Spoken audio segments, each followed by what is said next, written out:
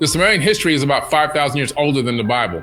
The first written form of the Torah, or the Old Testament of the Bible, was not written until somewhere between 1000 and 900 BCE. The promise that God makes to Noah sets Abrahamic religion far apart from Mesopotamian polytheism. The Mesopotamians believed that they had to constantly keep the gods happy or else they would wreak havoc upon the earth. We found the actual Ark tablet. This Ark tablet is a real tablet, and this Ark tablet is a description of how to build the Ark, and the Ark was not like the one described in the Bible.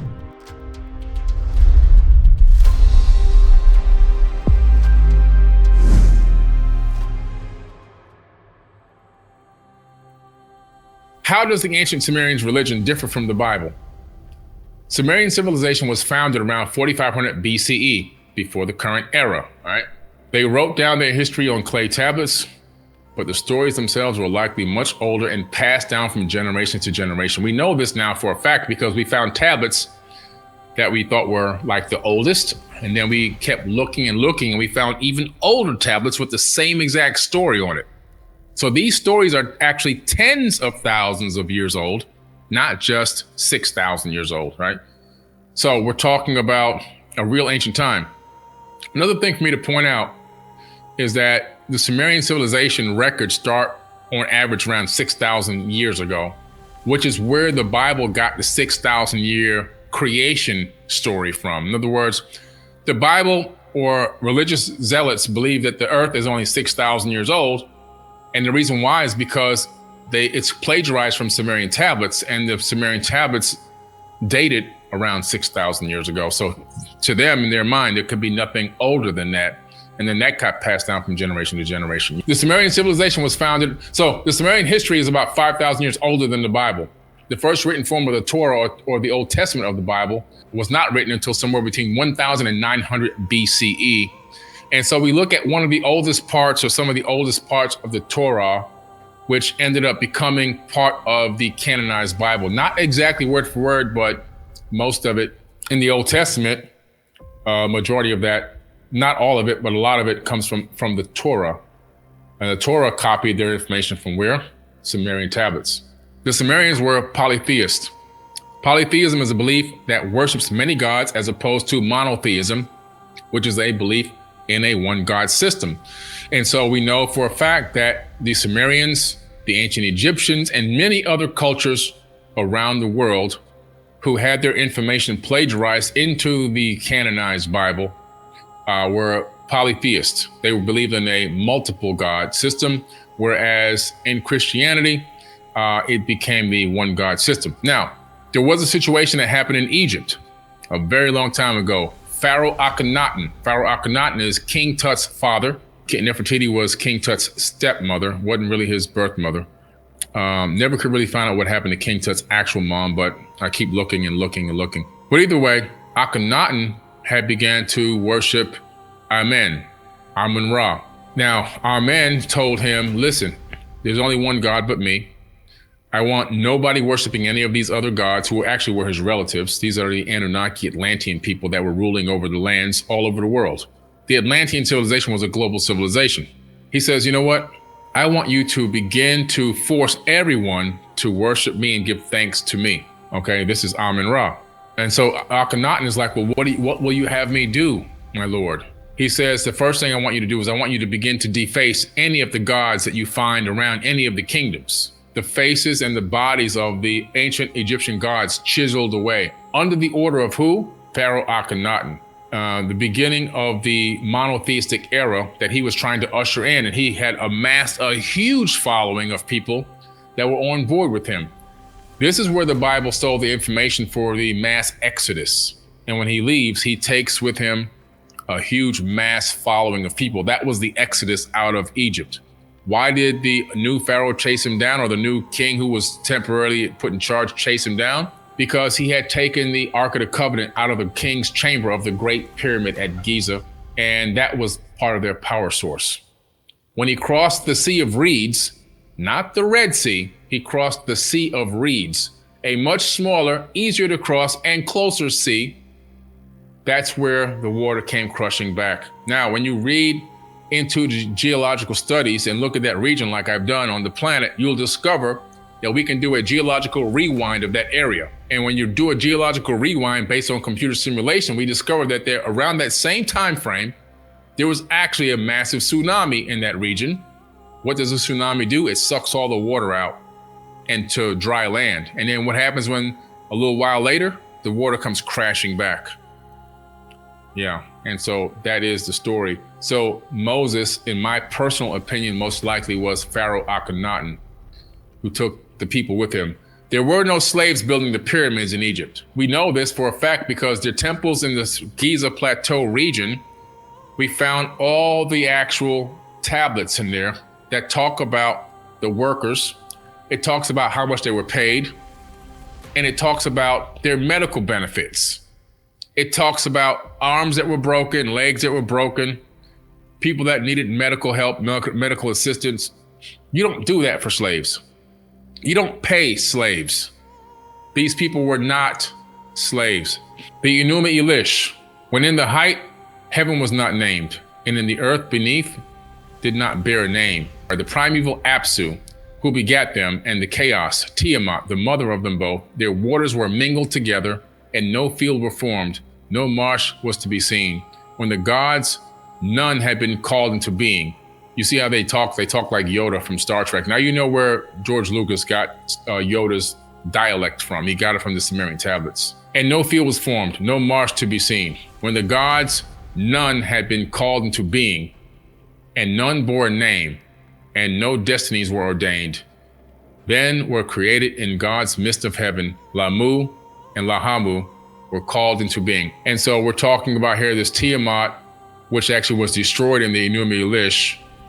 And the water, it was a water-bearing planet, and the waters from Tiamat then became the separated waters from the waters, which made that into biblical text. And a new earth coalesced, or earth actually coalesced. Earth was actually a chunk of Tiamat. Earth was a part of this broken off piece that flew away from Tiamat and recoalesced with the waters that were already there, the organic material for life and everything else. It recoalesced as a planet, taking the third position of the sun, as Tiamat became the asteroid belt going around the sun. The asteroid belt is Tiamat, the ancient, broken, destroyed planet through two planets colliding together. If you read the Enuma Elish, it also talks about the fact that because of that situation, Mars was formed. Mars used to be an actual moon of Tiamat, but it was slung into a very strange elliptical orbit around our sun. When you look at Mars, you see one side is charred and the other side is smooth. Why is that? Because the side that was facing Tiamat, when it blew up, a lot of that debris hit Mars and charred that side, and it also made it shift its pole of the crust about 45 degrees. More evidence that Mars used to orbit Tiamat. And also, when you do a geological rewind, you find out that it used to orbit closer into the sun, and that it was probably orbiting Tiamat itself. According to the Enuma Elish, the moon that we have did not come from a collision between Earth and a gigantic asteroid or comet. It came from orbit around Tiamat. As Tiamat was destroyed and became the asteroid belt, the moon, which we call our moon now, was tugged gravitationally along with this huge chunk that recoalesced as the planet Earth. But what's interesting is this whole text right here is pretty much almost identical in the book of Genesis. If you open up the book of Genesis and begin to read the creation story, you begin to see this virtual story without the moon and Mars, but the rest of it, you'll see it there. The Enuma Elish resembles a few parts of the Bible, especially Genesis 1, both being the temporal clauses. When above and in the beginning, in the ancient world, the sea was associated with chaos and destruction. The Bible includes a number of texts, battles and tames the chaotic sea, like Marduk battling Tiamat, who embodies the sea. In Genesis 1, God is already superior to the deep, which Hebrew, Tinom, the word's related to Tiamat. So we know in the Bible or in Hebrew that Tihom, is Tiamat. So Tiamat is mentioned in the Sumerian Tablets, but it's also mentioned in the Bible as Tihom, which is the same name, or the same word. It translates the same as Tiamat. Rather than creating out of nothing, both God and Marduk create by giving order to chaos. Marduk, why Marduk? Why is his name in there? Well, the original name is not Marduk in the original version of the Enuma Elish. If you look at the older tablet, which was discovered later, you find out that Marduk was not the name on the older tablet, it was Nibiru. And when Marduk was ruling over the earth, Amun-Ra, he decided to change the name of Nibiru to Marduk in a newer tablet, still thousands of years old, but not as old as the super ancient tablet that was discovered, right? Which for Marduk means creating out of Tiamat's corpse. In other words, Tiamat had been destroyed, and so now he's going to use that destroyed, all that debris to create planets and stuff in the solar system. Both God and Marduk separate primordial waters and place a barrier between the upper and lower waters. If you read the Bible, you'll see that's exact text. Both create luminaries to give light. Genesis 1 occurs over 7 days, and the Enuma Elish is told across 7 tablets. Then he says, on the 6th day, God creates humans, which Marduk does in the 6th tablet of the Enuma Elish. While God marks humans as special by making them in God's image, Marduk has man created from the blood of a slain God. God orders humans to work and care for the earth. Marduk assigns work for the gods to humans, and so the gods can rest. So basically, it's the same exact story. Finally, both the Enuma Elish and the Bible include stories about the founding of Babylon, which is Babel in Hebrew, including the building of a tower or ziggurat, which I talk about many times in many of my clips. The Tower of Babel incident, which comes out of the Sumerian Tablets. But while Marduk names the city Babili, which means the gate of the gods, the Bible calls it the Tower of Babel or the city of Babel in Hebrew, which means to confuse. And we do know that at the Tower of Babel situation where God comes back, who actually was Yahweh, who's actually Enlil in the ancient tablets, he comes back and sees that the humans are building this tower, and he realizes that, wow, they can do whatever they set their heart to do. That text actually made it into the Bible as well. And so he says, man's years shall be 120. So he had limited our years, which means a genetic modification, not letting us live too long. Because if we live too long, we get too smart. And if we get too smart, we realize we don't need to be working for these people. We can do everything ourselves. It's almost like AI becoming awakened. And so he destroys the tower, and then he separates the people, and he changes all of our languages so we can't communicate. That's why you have a lot of different languages on Earth right now, so that we can't communicate and collaborate and network as easy as we could. And that created a divide and conquer tactic, one of the very first incredible divide and conquer tactics that still works today. The Epic of Gilgamesh. Before the creation of heaven and earth, there was a void.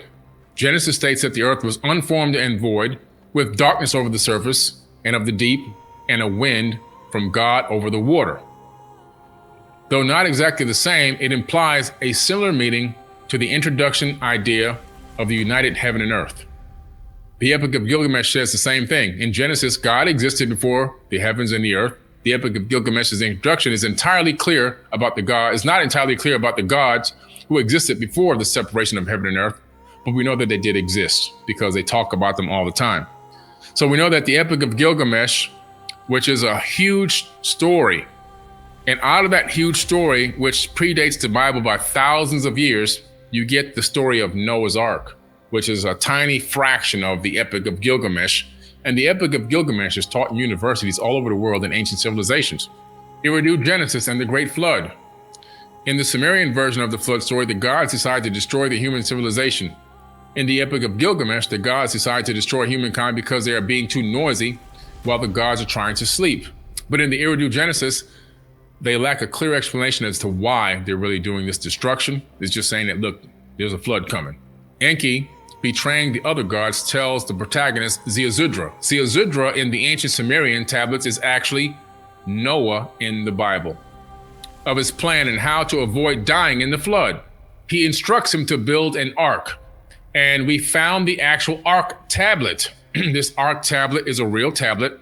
And this ark tablet is a description of how to build the ark. And the ark was not like the one described in the Bible, which it leads to more freelancing again.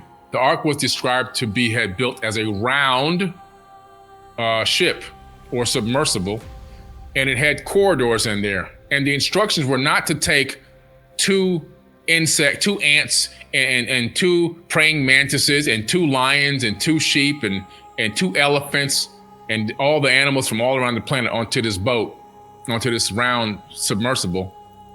The instructions were to collect samples from your local area of your plant flora, seed and so forth from around the local area, and some of your local livestock. That's it. Ziusudra versus Noah. Both Ziusudra and Noah are instructed by one God to build an ark and escape the flood. But the decision to destroy humanity is made by one and one only God. So in Genesis, you have the Abrahamic religions who believe only one God exists. Multiple gods decide to destroy the earth in the polytheistic Genesis.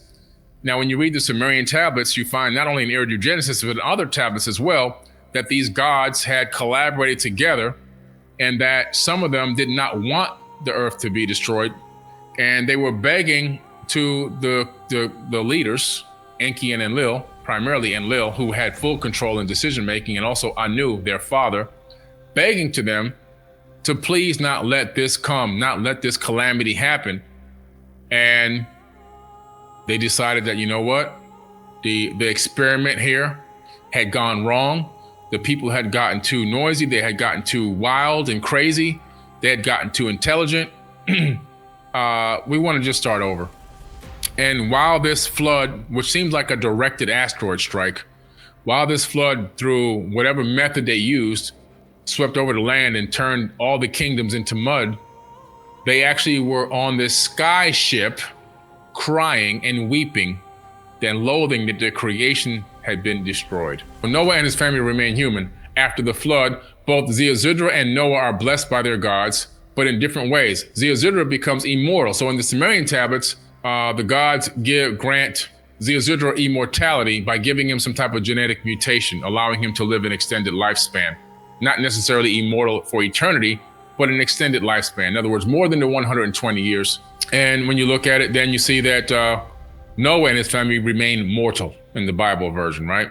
In the book of Genesis, God establishes a covenant with humankind, promising to never destroy them again. The promise that God makes to Noah sets Abrahamic religion far apart from Mesopotamian polytheism. The Mesopotamians believed that they had to constantly keep the gods happy, or else they would wreak havoc upon the earth, even when all their efforts, so forth and so on, were being met and unpredictable. The illusion in the biblical text that, we saved your family and everything's going to be all good. But if you look at the story after the family's been saved and they're starting fresh again, right? It also says in the Bible that not everybody died. It also says in the Sumerian text, not everybody died. So Noah and his family were not the only people left. Read it good. Read your good book good. I know the book like the back of my hand. I know the book like the back of my hand. There were giants that survived. The Anunnaki, they call them the Anunnaki. They survived the Great Flood. And there were other people that also survived the Great Flood. 2 people did not create 8 billion. There were people here already. Adam and Eve was just 2 of many that already had existed. This is basic bare bones biology, like biology 101. The thing that happened after Noah's family survived, they met other people, other survivors. They built a new civilization. They kickstarted another civilization in that region of the planet. Other people were thriving in other parts of the world. But what's interesting is they go right back into the same old ritualistic things, trying to keep God happy, trying to satisfy God all the time by having sacrifices and this and that. They went back right into the same old system again. So even though the biblical text is trying to say that, hey, they just, they were blessed and they could start fresh again, not true. It's the same as the Sumerian version, where they had to keep trying to keep the gods happy through sacrifices nonstop. So the debates is a text. It's a text that tells you the Cain and Abel story before Cain and Abel even existed. It tells you the Cain and Abel story. It reads it a little slightly differently, but it's the same exact story. The debate between the sheep and grain describes the primordial hill where the gods live. An, who's also Anu, right?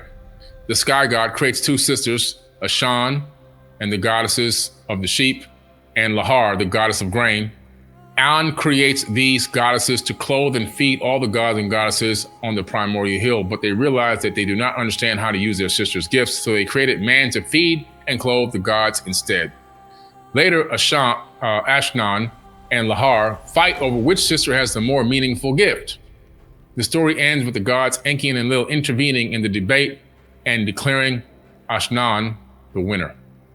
The similar story between, from the biblical text is the debate between Sumer and Winter. The gods create Emesh, Sumer, for vegetation and the abundance of the earth. Eten, Emesh's brother, identified with Winter, was responsible for the fertility of livestock. When the brothers fight, Enlil declares Amish the more important of the two, and they reconcile after Enlil's ruling. The same Cain and Abel story over and over again. The two debates discussed above bear the most striking resemblance to the Genesis story of Cain and Abel, Genesis 4:1 through 4:16. Like the debates, the story of Cain and Abel involves quarreling siblings, but while the debate tablets discuss relatively insignificant events, the story of Cain and Abel is amongst the most tragic tales in the Bible. One of the very first recorded murders, right? When God appreciates Abel's offerings but not Cain's, Cain becomes jealous and angry. God warns Cain not to give in to his anger, but Cain does not listen and kills his brother Abel in envious rage. God punishes Cain by cursing him to wander ceaselessly. Now, what does he do? God tells Cain, you got to get out of here. And Cain goes, in the Bible, he says, but the people out there will kill me. So wait a minute. If you believe in the version that most people believe in of the Bible, you know that there's Adam, Eve, Cain and Abel, right? Cain kills Abel. So now there's Adam, Eve, and Cain. Now Cain gets kicked out of the garden, but all of a sudden he knows that there's people out there. What people? That's in the Bible. There were millions of people already here. When Adam and Eve arrived here, there were already people here. Adam and Eve were not the first people on this planet. They were the first Homo sapiens sapien version, first genetically modified by the Anunnaki, to be able to reproduce in a certain type of way. The other people, a lot of them weren't able to reproduce in that way. And the ones who were creating a lot of rarities, giants that didn't have long lifespan. All kind of crazy stuff was going on according to these texts.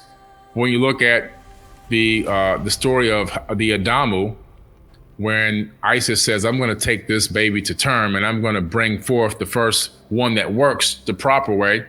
And she takes one of the existing hominids, which was our cousins on this planet, takes the egg out of her womb and puts it into her own womb and takes it to term for 10 months. And then she gives birth to the Adamu, which means first man. That was Adam. It means that he was the first perfectly created man that can actually reproduce on his own, that had enough common sense and logic and wisdom and understanding to take orders, but also to think for himself. And then they tried to mate him with some of the other people that were there, and the mating wasn't working. So then they took some more genetic material from him, and then they cloned or recreated an Eve and had them mate. When they figured out that worked and they can have a baby, then they duplicated that experiment over and over and over again. They made a lot of Adams through the same process. Not Adam having babies with Eve, but them creating new Adams and new Eves and having them live in this Eden, E-D-I-N, which was located in Mesopotamia, which is now modern day Iraq, according to the tablets, not according to Billy Carson. And in this mating area, they had certain specific times they could and couldn't mate. And if you violated that, you would be punished. So they were cattle. They were like cattle. And that's why when Enki comes and sneaks up into the garden and starts giving them knowledge, that was the snake. And Lil comes back and discovered that they had to gain some knowledge about themselves and realized that they weren't animals, that they were sentient beings. He gets pissed off and calls his brother a snake in the tablets, you see? Unlike the debate between Sumer and Winter, Cain and Abel do not reconcile. It is a story that teaches us about the consequences of our actions, human fallibility, and so forth and so on. So basically, it's a remix of ancient stories. All this is remixed stuff, you see? The Sumerian Tablets. The oldest tablet recorded dates back to around 2300 BCE, but the story is likely much, much older. We're talking about tens of thousands of years old, because now we have found tablets that are much older than 2300 BCE, okay? It's polytheistic, multiple gods, has many recorded creation stories that are often incomplete because of broken tablets and such. But ironically, the parts that weren't broken make it into the Bible. Interesting.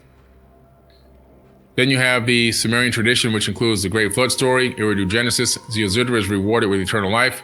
The Sumerians wrote many debate stories called disputations, which mimic Cain and Abel's story. And you look at the book of Genesis, their side-by-side comparison. You see the comparisons there. You see the slight remixing going on. You see that the text that made it into that part of Genesis was mostly just plagiarized text from ancient tablets, which then were slightly remixed in some cases, but ultimately come from ancient text. Very important stuff. Very, very important stuff. And so why is it important to know this? Because it's important to know and understand who you are and where you came from, how we got here, and what happened in the ancient past. Because until we find out what really happened in the ancient past, we can't plan for a better future, because the past is prologue. We're in a loop. This stuff keeps happening over and over and over again. We keep going through this vicious cycle of rise and fall of civilizations. We keep going through this vicious cycle of situations that happened in the past reappearing on our timeline and happening over and over again. See, if you go back in time to 2023 BCE, you'll find the same exact stuff we're going through now happening back then. Not necessarily with the technology level, but with the social issues. You'll find it. Every section, every era of time that you have in our current era, match and go back and study history for that previous area at BCE, you'll find the same stuff happening. It's like we're in a time loop. We keep doing it over and over and over and over again. Until we understand and know this kind of stuff, until we dig deep into the information that we've been fed and forced to analyze it, break it apart, rip it apart, and put it back together again, until then, we'll continue to go through this vicious cycle of rise and fall of civilizations, rise and fall of awareness and knowledge and ascension and wisdom. We'll keep getting to a certain point and falling right back down again. At some point, we got to learn how to walk, and then we got to learn how to run. The Anunnaki actually are not gone. They're still here. If you look at the text, you discover there was a second pyramid war which occurred between Amun-Ra and his relatives. Some fled and some stayed. They actually dropped what they called, listen to this, weapons of mass destruction on this planet. WMDs. Yeah, in ancient times. You thought George Bush Jr. came up with that term for the Iraq war? Where do you think he got it from? The tablets. And in this dropping of these weapons, it created something called an evil wind in the text. And then this evil wind, whoever was in it, where this evil wind was moving, we're talking about nuclear fallout of some type, radiation fallout. People's fingernails were falling off. Their hair was falling out. Their nose and eyes were bleeding. This is all symbols. Their skin was boiling. This is all signs of radiation sickness. And when you look at the region that it was talked about being dropped in, you find the Mohenjo-Daro and the Indus Valley. You find the Giza Plateau and many other areas around the region where sand and buildings were vitrified and turned into glass. Matter of fact, in the Indus Valley, bodies are still laying in the street. Google Indus Valley, Mohenjo-Daro. You'll see bodies laying in the street, holding hands, just the skeletons that have never, ever, ever been eaten by any wild animals because they're radiated. So we know that there was a nuclear war of some type in the ancient past. In this text, some of these beings fled to safe areas and some left. And their bloodline is walking amongst us this very day. So in some ways, genetically, they never left. And all of us, including every single human on this planet, has a little touch of that DNA in our body. If you like this video and you want to see more amazing content, go ahead and check out the next video on our channel. And don't forget to subscribe and hit the notification bell so you never miss an update. See you in the next one.